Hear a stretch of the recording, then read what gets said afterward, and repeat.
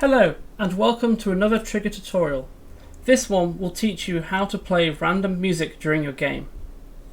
Normally when you have random firing events, you would normally use a Kesfire randomize and then fire the appropriate trigger in order to trigger the event. The problem with this is that music tends to get out of sync with the game on different players, and therefore if you fire a trigger with a sound, it will cause it to occur at different times on different people's machines. As Kesfires are checked for sync errors, this will cause your game to crash back to the menu with a sync error.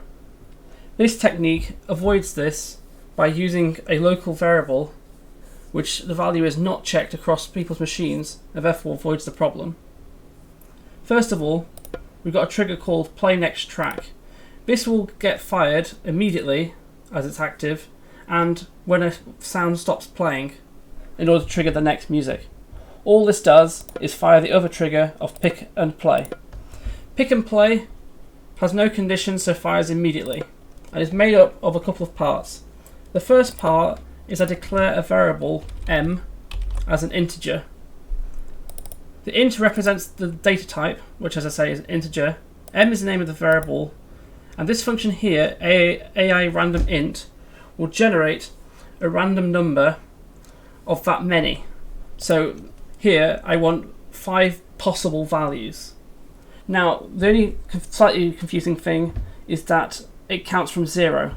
So what this results in is a number between 0 and 4, but there will be 5 possible numbers in total.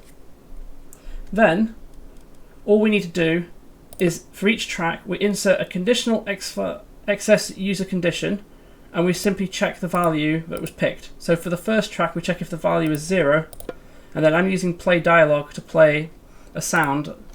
I would do a full music track, but that's going to take a while, so I've just used sounds instead. And for each of them I play the sound and then fire the play next track. After the condition I end the condition with a conditional end, and then I simply repeat that for each track I want to do. So here I've checked the value of 1, then 2, then 3, then 4.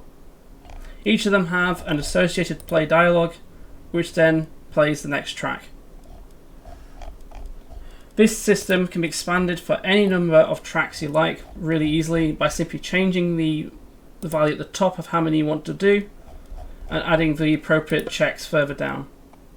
Let's give this a try.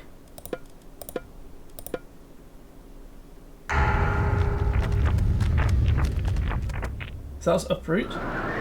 There's a different sound. There we got another one. Are you refer? As you notice, some of them are repeating immediately after each other. This will get mitigated as long as you have plenty of tracks. Are you refer? I hope you found this useful and relatively easy to follow. Keep a lookout for more trigger tutorials and have a great day.